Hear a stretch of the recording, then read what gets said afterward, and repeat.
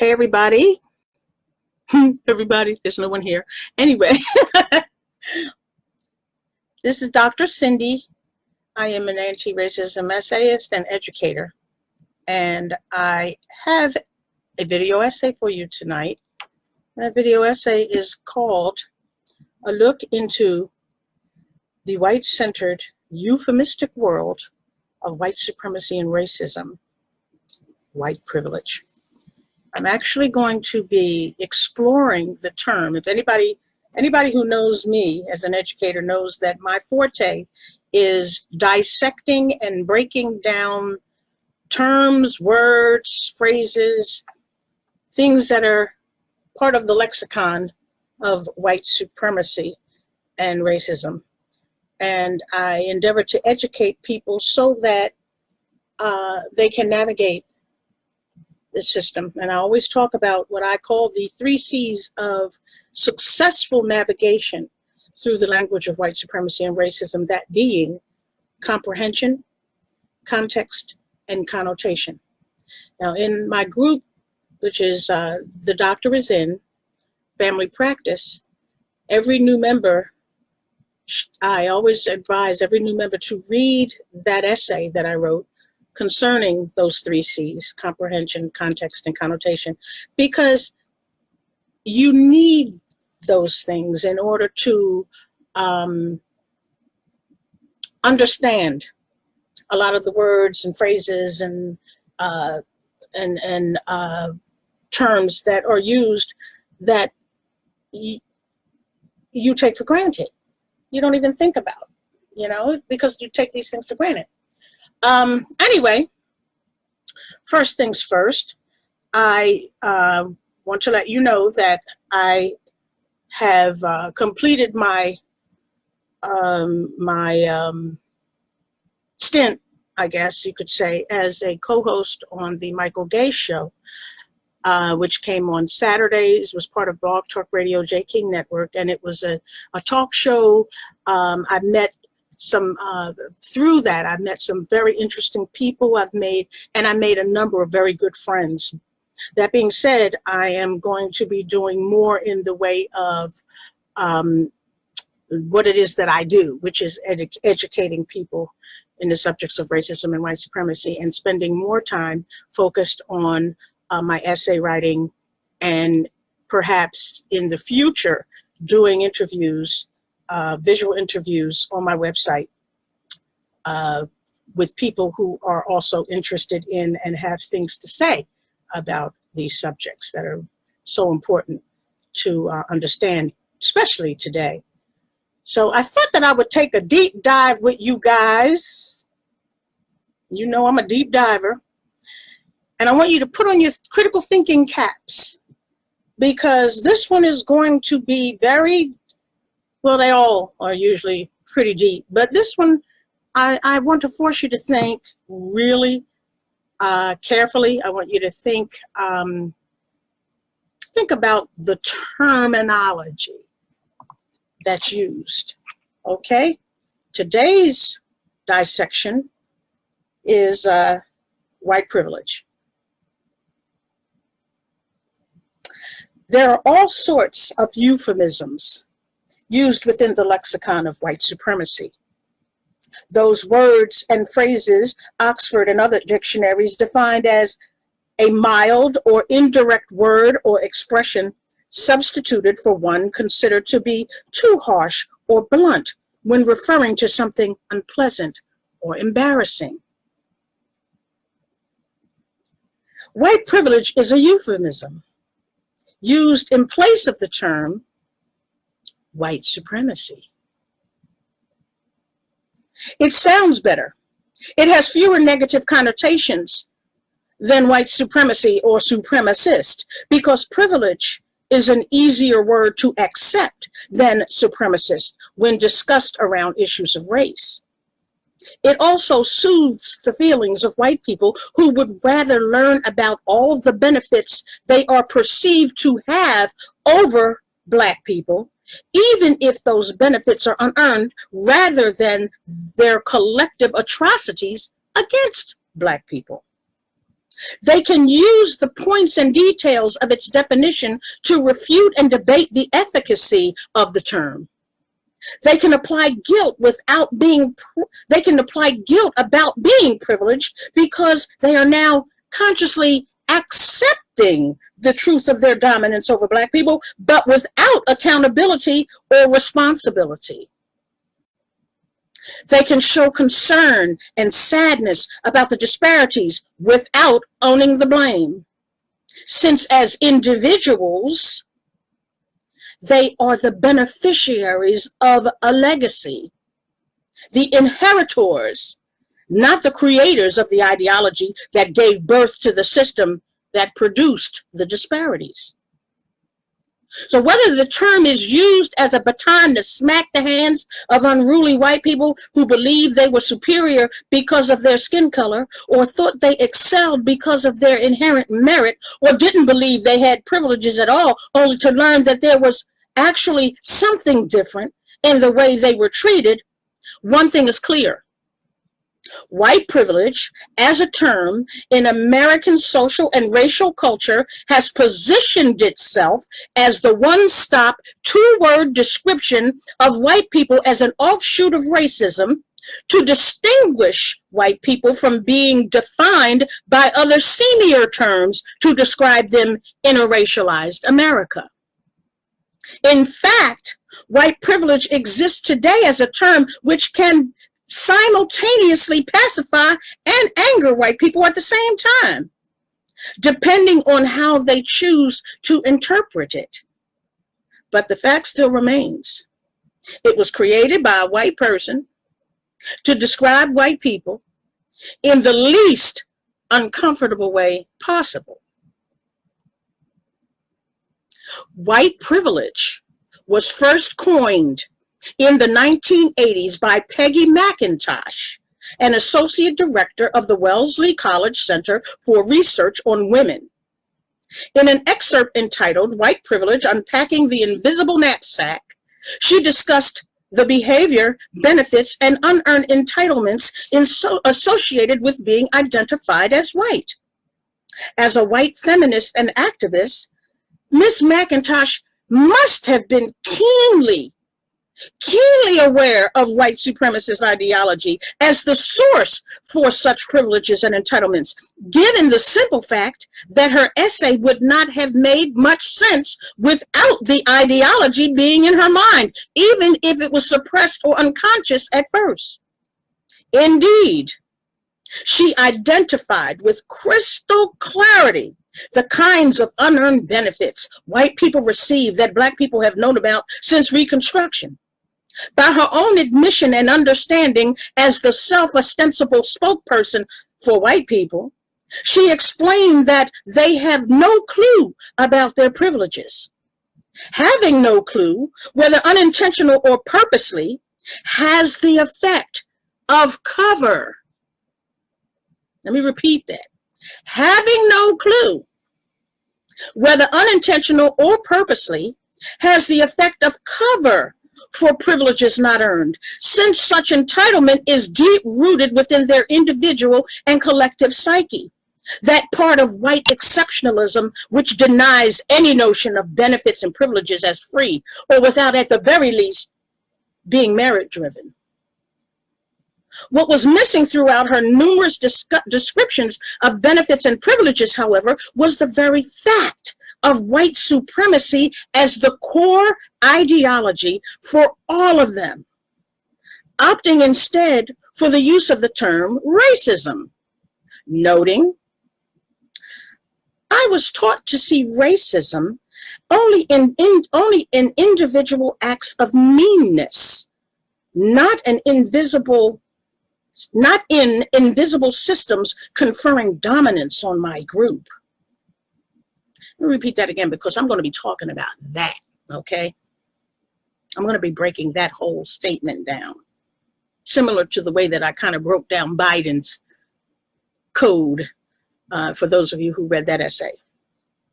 "I was taught to see racism only in individual acts of meanness, not in invisible systems conferring dominance on my group." This is interesting as a subject for critical thought. By the 1980s, which is when she coined that term, the post-racial colorblind era had already been in effect for over 10 years. If you're not familiar with that post-racial colorblind era, there are any number of essays that I've written that speak to that period of time. So the era had been in effect for over 10 years, a period in which whiteness and white were made invisible. And the thinking was that the individual acts of people was what constituted racism, but no actual system stood in place, even if it had before. For example, Jim Crow. The nation was normal, neutral, and natural in its relationships with each other and how it defined its culture through its white-bellied euphemistic term, the mainstream. Nude and flesh, blush and pink were used as the color for white skin because the word for the color white as skin was no longer spoken of or acceptable in polite company. Meritocracy and character content were the popular focus for both white and black people alike, even as character and merit were being defined by the same white supremacists who had successfully redefined racism in the 60s as segregation, and then for the latter half of the 20th century as hate, or in the case of the 80s, meanness based on color. All the while, the system of racism, which is the structural, now I want you to hear this, because you need to understand, and I will drum this beat until everybody within the sound of my voice knows what racism really is. All the while, the system of racism, which is the structural denial and limited apportionment since the 60s of equity, equality, opportunity, and justice within all institutions of America's culture. And all the while, that continued to sustain itself. For people like Miss McIntosh, systemic racism was invisible. She was and is still the case with many others, were conditioned to believe that individual acts of meanness on the basis of color was, in fact, racism. Okay? How many of you believe that now? How many of you actually believe that it is individual acts of meanness by people on the basis of color? That is what constitutes racism today. If you do, you need to change your way of thinking, because racism is the structural denial and limited apportionment of equity, equality, opportunity, and justice within all institutions of America's culture. That means economic, it means law, criminal justice, housing, education, religion, every single politics, every single institution in this culture in America.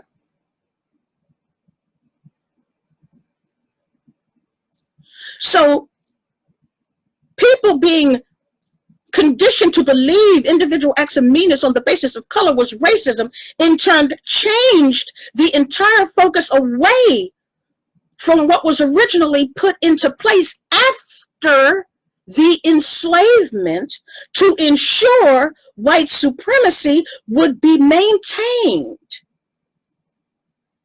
For clarity of the fundamental core of white privilege, just ask yourself this question.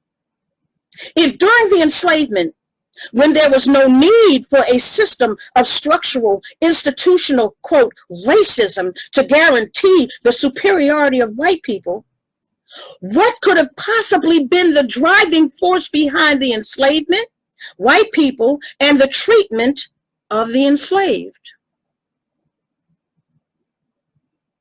Answered quite frankly, it was the ideology that whiteness and white people were superior to the enslaved black people, that whiteness reigned supreme, and that after the emancipation of black people, racism came out of that ideology, that same ideology, to ensure that false sense of supremacy would be maintained and sustained for all of the newly freed and their descendants.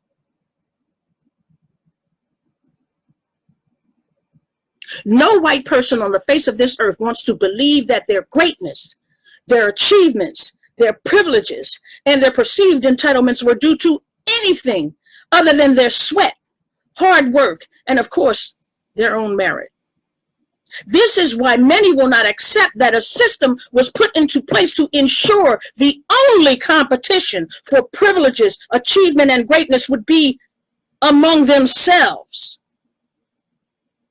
And then after the 60s, primarily among themselves. If the brand of racism as defined today by white people is merely the individual acts of meanness, how does that alone account for the delivery of greatness, achievements, privileges, and unearned entitlements to white people? If it was just individual acts of meanness, one might say, why don't we just get friggin' mean so we can start getting a little piece of that pie? It ain't about that. That's the ruse. It's not about individual acts of meanness. Okay, so, how does that alone, how would that alone account for the delivery of all this stuff and entitlements and privilege to white people? Well, it doesn't. According to Ms. McIntosh, she realized white privilege was due to invisible systems conferring dominance, suggesting something esoteric like the invisible hand. Something invisible, unseen. That explanation itself creates an unearned privilege all its own of a feigned superiority in the use of the word conferring. You know what conferring is? Bestowing. So this invisible set of systems bestowed privilege. Okay. All right. Okay. So while she was acknowledging what she was taught, she didn't refute what she was taught. Rather, she gave what she was taught status, a kind of stature to her inherent supremacy through the bestowing, because that's what conferring is, bestowing. Through the bestowing of indiscernible or invisible systems of white dominance. The use of the word dominance in itself also creates a supremacist connotation when used with the words white and invisible systems. Think about this. It is evident that on an individual level, the loan officer, rental agent, employer, school admissions officer, politician, police officer, or any other person tasked with delivering such privileges, entitlements, and benefits can deny or apportion opportunity in any meaningful, equitable, and equal way on account of race and color. It could also be said that their individual acts of meanness were and continue to be the cause. In fact, this is part of the, and I want you to hear this, this is part of the purposeful way that the descendants of the original designers and others who are tasked with ensuring the maintenance of white supremacy and sustaining the system of racism retooled it to create plausible deniability for these same mean white people who, through their actions, keep the structural barriers in place. Nevertheless, it doesn't negate the existence of those very real structural barriers within all the institutions where these mean white people work and make decisions. How does any of her rationale even make any sense? Therefore, there is really nothing invisible about it. And accepting the knowledge of privilege without acknowledging the very ideology that allows for a frivolous notion of invisible systems of white dominance as the reason is just absurd. It's absurd. You're going to say, oh, I know I got white privilege, but I don't know where it came from. It's invisible. There are those that might say it's their God-given right. And God is invisible. But I digress. There is no question upon hearing, reading, or writing the term white privilege that I am immediately annoyed and even insulted by the prospect. Dig that. Yeah. I have not conformed to the use of this word to define white people. Okay? And I'm annoyed and insulted by the prospect since the only thing these words do is exacerbate my discontent. But for the system of racism, there would be no need for the term. There would be no such thing. Nor would there be a reality basis for the term's use.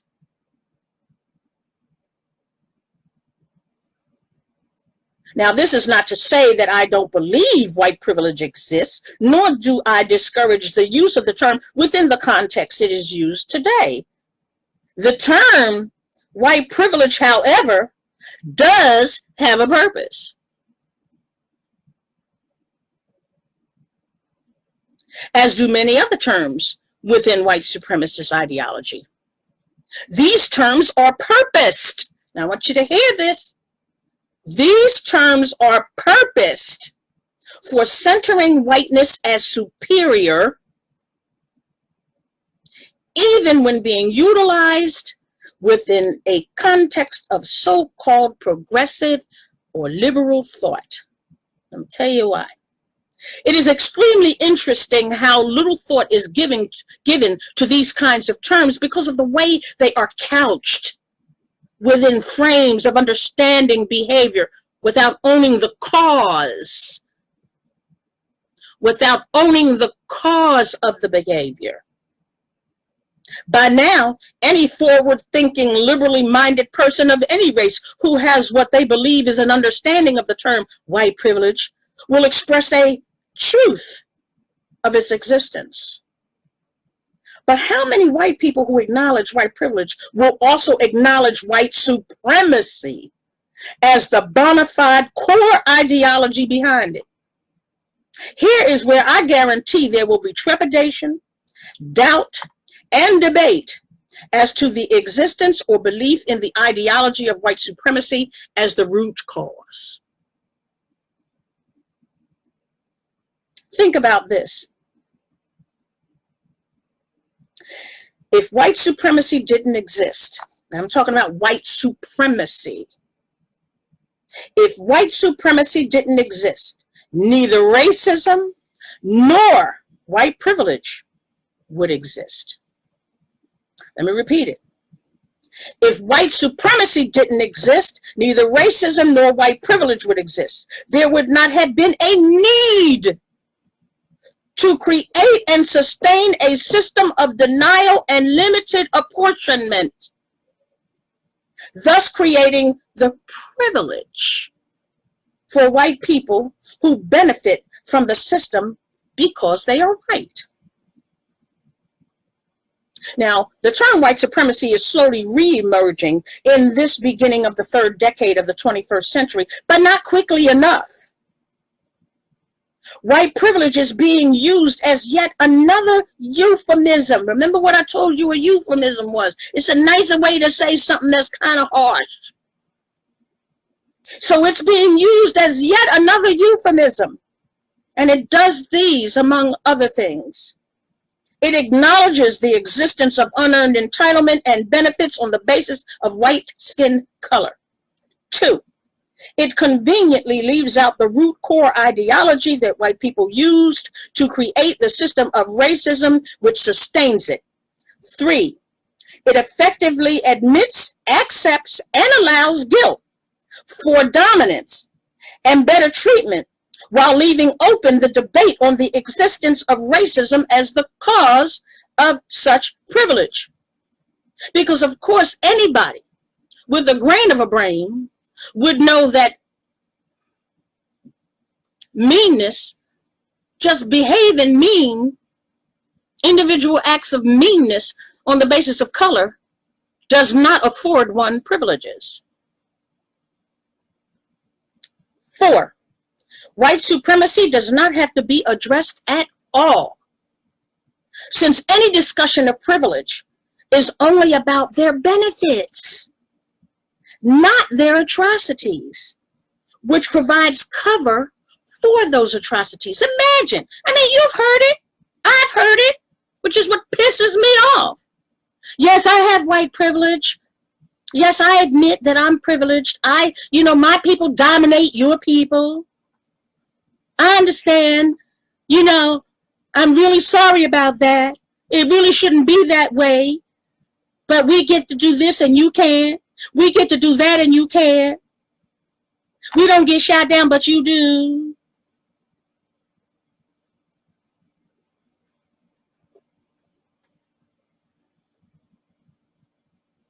In essence, white privilege is the direct result of having a system in place to deny and apportion equity, equality, opportunity, and justice to Black people. And racism is indeed the cause of white privilege. However, because white supremacy is at the core of racism and white privilege as a catch-all euphemism for white supremacy allows white people to center themselves around their dominance of Black people, their privileged state of being white. Let me say that again. Because white supremacy is at the core of racism and white privilege. White privilege as a catch-all euphemism for white supremacy allows white people to center themselves around their dominance of Black people, their privileged state of being white, without having to be concerned with the reality of the atrocities which put them there. They can talk about all the things they get to do, but they don't have to tell you why.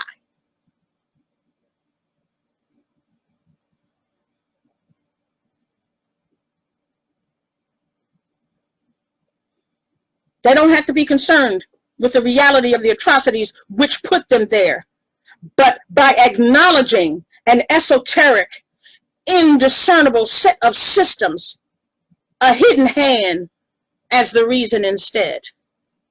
So rather than saying your privilege is showing, it might be more appropriate to say your white supremacist attitude is showing. Now that concludes this essay. I hope you enjoyed it. I will be putting it on my after production kind of software so that I can put all the little bells and whistles and pictures and all that kind of stuff that came with the essay on my website. And I invite you to visit my website at www.calisewriter.com. And I have 4 very gifted writers who are pretty much regular contributors. They're featured on the site. I have a book of the month on the site. This month is, I believe it's, what is it, White Rage, I think? Hold on a second. Let me look at that and see what that book of the month is this month for you guys. Hold on one second, Rini. The book of the month is, let me get out of the essays. Hold on a sec. The book of the month with our family practice is White Rage, The Unspoken Truth of Our Racial Divide by Carol Anderson. Very good book. That's the book of the month for the month of May. And every month on my website, I will feature another book of the month. Also, within the Healing from Racism series of program series, I will be presenting with my colleague Fannie LaFleur, who is the moderator. And the topic for June the 6th, I'm not sure whether there are any Zoom seats open, but on June the 6th, the subject will be systemic issues and psychosocial influences, and I'll be presenting this essay, and we generally get into some pretty in-depth discussions as a result. Okay, that is June the 6th, systemic issues and psychosocial influences. You can go on Fannie LaFleur, Fannie, and then that's LEFLORE, go on her page, and you should be able to, you'll see her information, or you could go on my website and you would get, you can contact Fannie at fannie@lafleurcommunications.com, and the webinars are, I believe the webinars are $60 or a little less depending on your ability to pay. Anyway, so that's that. Anybody have any questions? I haven't really looked at the, it says that there are like 6 people on it, so I'm not sure. I see Johnny Ledbetter. Yeah, I believe you read it. I think you must have read the essay. John Brown is on. Janet, hey Janet, I hope you're still on, Janet. Ella Dawn Burns, Coach Donna Kay, Leslie Rose, Akumbu, Mina Muhammad, Jesse James Williams, Speak Goddess. I mean, you know, that tickles me. I'm like queen or goddess. No, I'm just Dr. Cindy. Bobby Joe Barney, Pedro Edney. Oh, these are names that I remember, but I haven't seen in a while. Richard Johnson, Dimitri, Ray Segara, Donald Jones. Hi, Donald. I don't know whether you're still on. I don't know how many people are still on, but I see 5. I hope you guys enjoyed the essay. It is also in a written form on the website, if for people who would much rather read it than listen to it or watch me perform it. Anyway, does anybody have any questions about it? How do you see white supremacy? I mean, how do you see white privilege, the term white privilege? How have you basically accepted it because it is the term that has been popularized since the 1980s, and certainly popularized in this 21st century? It's almost like it gained new life, because even in the 1980s, I wasn't really aware of privilege as a way to describe white people until the 21st century. How many people do you, is there anybody here who oh, okay, thank you, Donald. Thank you. I'm glad you enjoyed the essay. Well, Donald, how do you feel about the term white privilege? Do you see it as just an acceptable term to use to describe white people, or when you're engaging in conversations with people who are behaving badly? This question is actually to anybody. What do you think? What do you think? I frankly get pissed. Okay? I get pissed. I don't like the term. I don't like the term any more than I like other terms that I have discussed. Ghetto, minority, majority, all of those terms. And if you read some of my essays, you'll understand why. These are terms that have become so commonplace that nobody generally will dig down into the white supremacist ideology. Now, someone asked me a question not too long ago, texted me, one of my friends, one of my white friends, texted me about the white supremacy, and let me see if I can find that text. I won't say who it is, but I will. Hold on a second. Okay, I won't say who it is.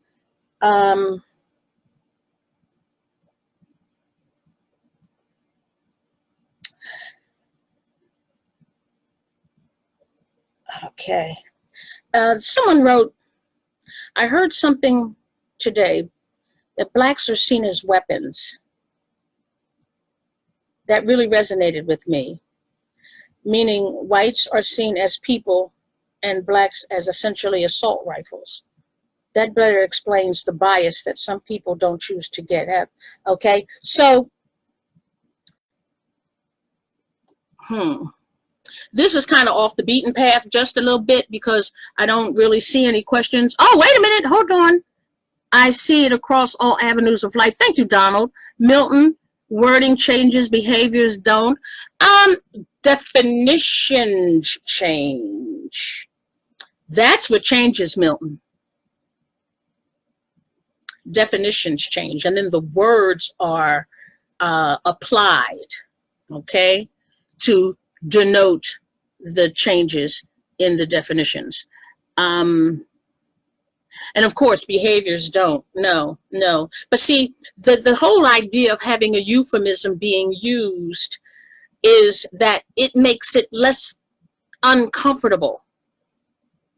There's this thing about comfort, safety and comfort, as it relates to black people and white people. And that's where I'm going here with this, with what I ended up writing to this person who texted me on my phone, good friend, about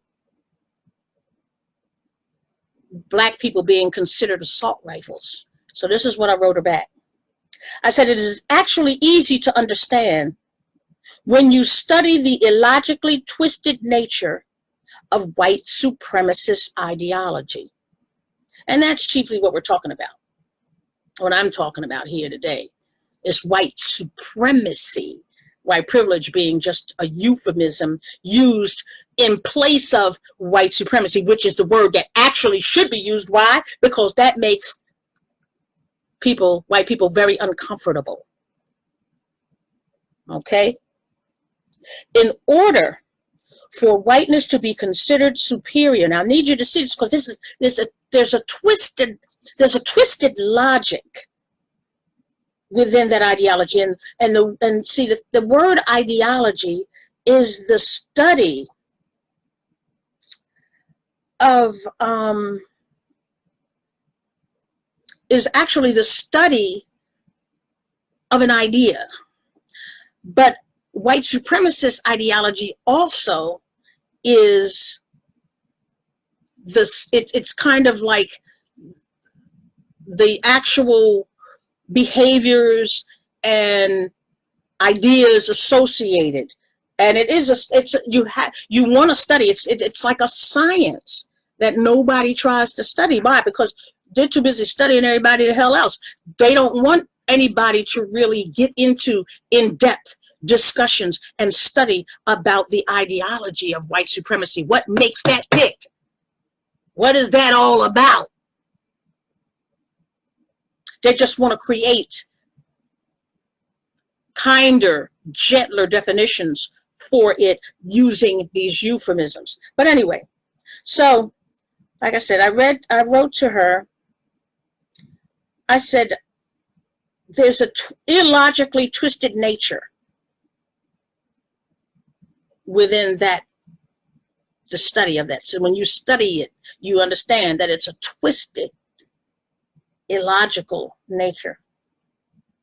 white supremacy is. So in order for whiteness to be considered superior, blacks must be considered inferior. Now, that's not to say that we all think we're inferior. No, this is, I am studying and I am teaching the study of white supremacy so you understand. When you know what the heck you're dealing with, right? When you know what you're dealing with, then you can navigate better.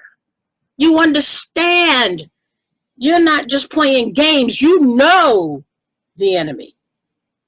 Okay? Think of it as the art of war. You got to know your enemy. You got to know what makes them tick. You got to know what lurks behind that thinking. So in order for whiteness to be considered superior, black must be considered inferior. That translates into every facet and every institution through the system of racism, which provides everything they need. So they define the parameters and their cover. Okay? So if referencing black people as weapons, especially if called such by white people, but of course anybody can be caught up in that snare, black people too, they are actually setting up the parameters with blacks as targets. This is that twist. They're setting up the parameters for blacks as targets. You might say, well, how? They calling us weapons. See, since in reality, weapons are used against targets, and that's what we continue to be. And I'm going to tell you how. In order to justify killing us, they simply twist the parameters in such a way that defining black people as weapons allows them to justify black people as a what? A threat against them. See how they did that twist? Then the reality of the scenario can play out with full cover through the system of racism and plausible deniability. You see how that works? You see how that works? So to a white person who is endeavoring to understand, it's very confusing, because why would you call a black person a weapon or an assault rifle when we're the victims? We're the ones who get shot. So why would we be called assault rifle? That's because in the twisted illogic of white supremacy, justification is needed. Now, I'm using that term, justification. Anybody who knows me know I love words, and I love to break it down, and I love to dig deep. Lately, we have found ourselves, especially on social media, watching this twisted illogic of white supremacy play out for us in just the way that I described, with those two killings and the justification of those killings. We watched that illogic play out. This is why it's important for you to understand the nature of this beast, which is the ideology of white supremacy. Hey, Mike. Now, I've got a couple of things say here. It says, I dislike that Donald Jones says, I dislike the term, but we as a society have learned to accept it. Now, yeah, well, I don't want to say we as a society, because that's too general, because I'm part of the society, but I have not accepted it. And there are a number of people who haven't either, people who I've talked to since I've written this essay. There are people who understand what it really is and what it really does. My white church, Milton says, my white church does not like it when they hear me say I. Okay, this chat doesn't actually let me see the entire message, and that's kind of jacked up, but I will certainly respond to it when I see the rest of it. Oh, okay, I see what you wrote. You said my white church doesn't like it when they hear me use it, but they know exactly what I am inferring. Yeah, of course. But see, think about okay, now I want you to think, Milton, I want you to think about the twisted, illogical nature of white supremacy. Imagine what they're getting pissed about. Just think, what are they getting pissed about? They're getting pissed about somebody pointing out that they get this, they get that, they can do this and we can't, they can do that and we can't, they get this and we can't, they get that and we can't. And why? Why are they getting pissed? They're getting pissed because in a white supremacist world, you're not supposed to have anything in place. There is supposed to be a level playing field. There ain't no such thing as racism. It's just people being mean to one another. Because you black and I'm white, or I'm white and you black, and we say something nasty to one another. That's supposed to be racism. And so many people accept that. So many people accept that. And it couldn't be further from the truth.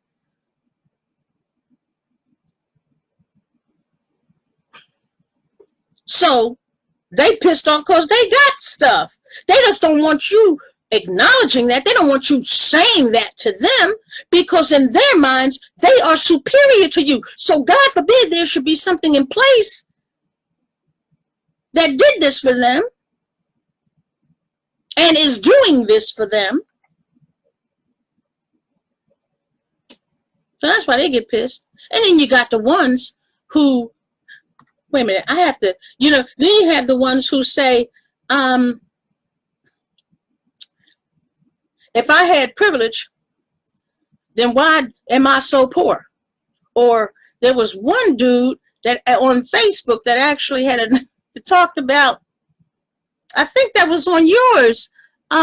If you're still here,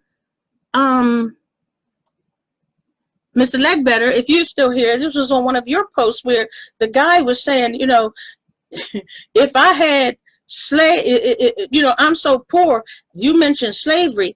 If slavery were around today, then I wouldn't have a slave because I'm so poor. And I'm thinking to myself, you son of a bitch. You're using an economic driver for the reason why you wouldn't own a slave. Let's converse that. Conversely, if you had economic means, perhaps you would. Because you never once mentioned the atrocities and the moral indignation, the moral disgust of owning human beings. Never once was that mentioned. Well, I wouldn't have any slaves because, that's just morally wrong. It was because I'm broke. My friends are broke. That's white supremacy. That's white supremacist thinking. And one of the reasons why I even commented was because I needed to point that out. Because obviously, I said white supremacists who don't think they are. See, because I won't even use white privilege anymore. I don't even use it. I'm not saying you can't, because people get so used to using terms. Like I have been finding ways to change from using minority and majority because there is a double meaning associated with that. It's not, the value of it is not always numeric, because if it was, there would not be a term created and defined as minority majority. Okay, so just think about that for a moment. If you read my essay on the 3 C's, of navigating through the language system of racism and white supremacy, I discuss those terms, minority, majority, and it will change the way you think about those words. And, you know, one of the things that we can begin to do is to find words to use, not necessarily euphemisms. In a white supremacist, racialized America, we want to stop using euphemisms. The point is to make these supremacists uncomfortable. Make them uncomfortable. Make them put, I don't know whether people even do this, but there was a time when, and I've always thought that that was actually cruelty to animals, but I can remember knowing about how some people potty train their dogs, and they would take the dog, if the dog pooped on the floor, they would take the dog's nose and rub it in the poop. Well, sometimes you're going to need to rub that white supremacist's nose in his poop. Make them uncomfortable with the whole idea. So, Joanne Alexander, hi. Clive Harris, hi. If blacks were truly as weaponized as whites would have us and the world believe, whites would tread lightly on our emotions. They would not provoke us.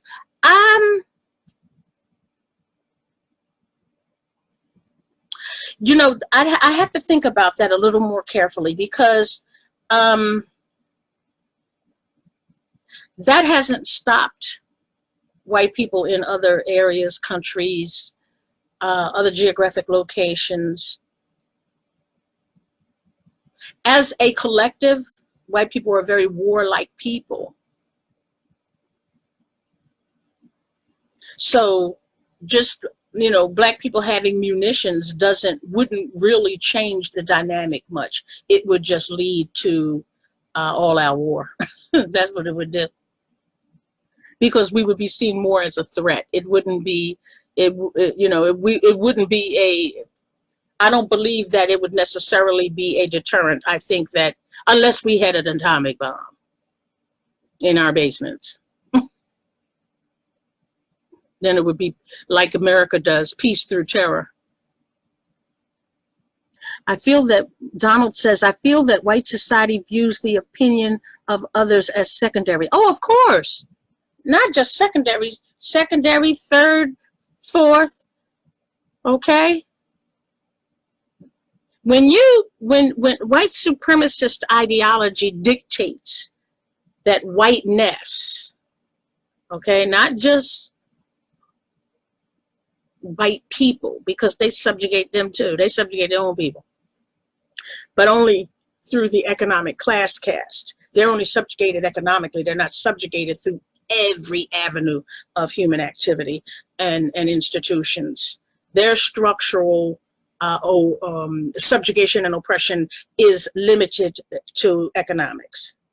So it's in that way that the other areas like law and justice and they're not subjugated. So that is in turn the privileges. In actuality, their privileges are, at least it ain't us. That's what the privilege is. That they know that they're but by the grace of their white skin and people who share it, only subjugating them economically, it makes them feel like they are better than us.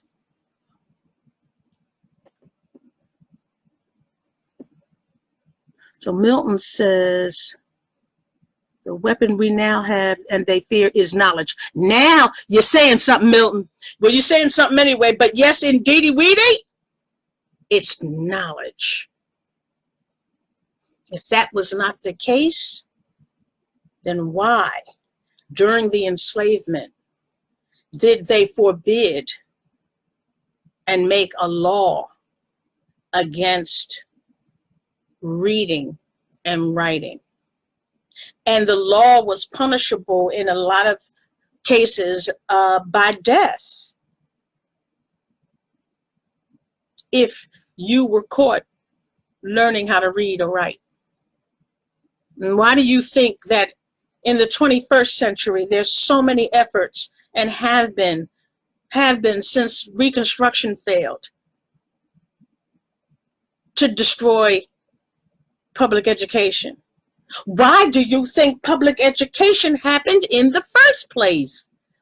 People, understand, public education in the Department of Education came about as a direct result of the need for federal intervention of the states to afford a decent education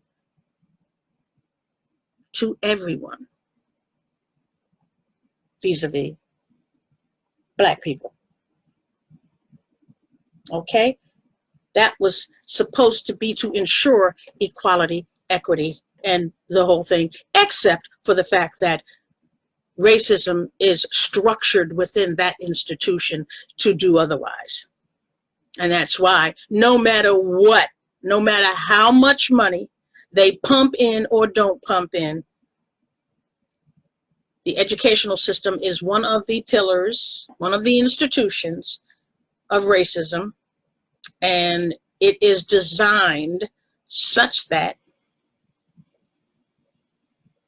we are not supposed to surpass them. Okay? That's what that is. Hi, Gina Foxworth. I hope you're still here. Hi, Benton. Hey, Benton. I have to apologize. You had a thing going on that day, and I overslept. And when I saw what time it was, I kind of freaked. But I do want to have the opportunity. I would love the opportunity to be a guest on your show. Yep. Racist suspect. I'm not quite sure what you mean by that. You can maybe, if you could explain that a little more fully for me, what you mean by racist suspect. Okay, they are already uncomfortable. That is why they kill us dead on sight now. Yeah. But not, no, that would play into the meanness. That would play into the meanness behavior, because they don't like that we, see, you have to understand, because they are subjugated economically, and that's the only lens through which they can view us in terms of our success or failure, or their superiority and our inferiority overall. They get really pissed when they see, for example, me driving in my top-down red Lexus convertible. Pisses a number. I can always tell when I have a white supremacist driving beside me, in back of me. In fact, as I was test driving the Lexus, when I was first test driving it in an area which was rather rural, where the dealership was, and I had the top down because I think it was in June. The guy, the white supremacist. You notice I'm not saying racist. I'm saying white supremacist. And the reason why I'm not saying racist is because that is a term used to describe a system. It is a racist system because, for lack of a better name, of which it does not have one, it is a system of purposeful structural denial at first, and then since the 60s, limited apportionment of equality, equity, opportunity, and justice. That is what it is. So racist is just, really should be used in terms of the system and not people whose behavior isn't coming from the people. Behavior is not coming from the system. Behavior is coming from white supremacy attitudes, white supremacist attitudes. Okay? The system was put there to prop them up. So, white supremacists driving behind me, got so pissed, he got up so close to me, looked like he was going to try to ram the car. Then he juts out on the side of me, kind of rides with me for a little bit, looks in my face. I thought he was going to spit. Then he zooms off in front, and then we get to this red light, and you can only go left or right. He's in my lane. He waits for the light to turn green, does not move. And then when the light turned yellow, he moved because he wanted to keep me from making that turn. Oh, I pissed him the hell off. Went back and bought the car. I mean, I love the car anyway, still have it. But I bought it partly because I said I'm going to be pissing off a whole lot of white supremacists in this red Lex. Hi, Marsha Taylor. Hi, Kenny Wayne. I hope you're still on. We're having a discussion on an essay that I did, which was a look into the white-centered, euphemistic world of white supremacy and racism. And I know that I'm going to have more, so that's why I just put a colon and put white privilege, because there are so many euphemisms that are used. There are very many euphemisms that are used. That those are the things, those terms that make, that give that comfort so that they don't have to hear the real thing. So white privilege is also has become a euphemism for racist. So if you don't want to call somebody a racist now, you can say your privilege is showing, or you privileged. Sure they are. That's a fact. So you're really not saying anything to them. They just don't like the fact that you've let them know that you know that they are. That's all that is. Because the term does not distinguish the cause and the atrocities. It only talks about the dominance over us. It just acknowledges that dominance. That's no fun. Not for us. We don't need to keep hearing them talk about what they can get and what they do and we can't, and we get killed and they don't, and you know, I mean, come on, that starts getting a little boring. I don't care if you're privileged. I already know why. I know why. And it isn't because of individual meanness, individual acts of meanness. That's not why. It's because a system was put into place to ensure that you would have that fake, feigned feeling of being better. That's why. And none of that would be necessary. None of it. If white supremacy as an ideology, as a belief system, didn't exist. And if you check with history, you'll understand that it was designed purposely as early as the 1600s because the rich, the wealthy landowners who shared skin color with the poor white people needed to find a way to keep them satisfied because guess what? Slavery took their jobs. If they can get people to work for free, the hell they need white people for? For sharecropping and indentured servitude.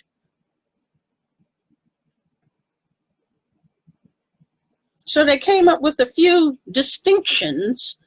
And this is all going to be in my book, too, by the way, my unbook. I can't call it a book. It's about the post-racial colorblind era, but I also am going to be referencing some historic information for you guys so that you can understand why and how the whole idea of supremacy got started. And keep in mind, so when you talk in terms of the enslavement, understand that was not racism. Racism didn't exist. Why? White supremacy existed.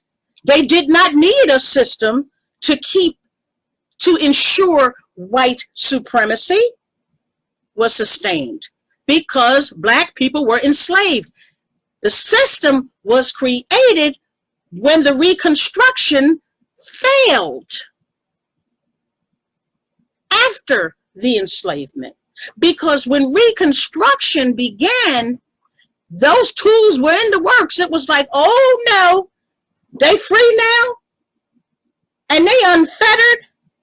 We're gonna have to come up with some stuff.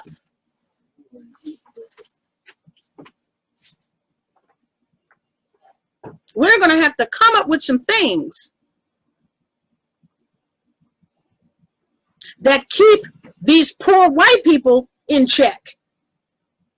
Because if these poor white people start thinking that now they equal after we've been telling them they're not, we're going to have an uprising. Just look at what's going on right now, storming the state capitals. Because they've been told that black people get COVID-19 at a higher rate and that it affects us more. So they want to go back to work, because in their minds, they're saying, look, we want to go back to work. We don't give a shit about these niggers. Do you see what I'm saying? Twisted logic. White supremacy practice racism. One is the system, the other is the practice of that system. White supremacy is the behavior, and it is an ideology which needs to be studied. Okay? Racism is the system that was designed and created out of that belief in order to sustain and maintain that belief. Now, it is getting late. I believe I have been on here, for over an hour. Sometimes I'm on for 2, but I'm going to get ready and bid a farewell to everybody just in case. Because I don't see any more questions. I do want to say thank you for those of you who discussed with me some of this stuff. I do want you to share this video with your friends. I'm going to be doing a little post-production on it, but I want you to share this video with your friends, with your family. Until I die, I am going to educate. Okay? And my mantra is, I'm not trying to change your mind, but I want to give you the tools so that you can think critically enough to change your own mind. Okay? So, with that being said, thank you again. And I will be doing some other videos fairly soon, because I have a couple of other essays that I found that I have not put out as video essays yet. So, thank you for joining me. Love you. The doctor's out.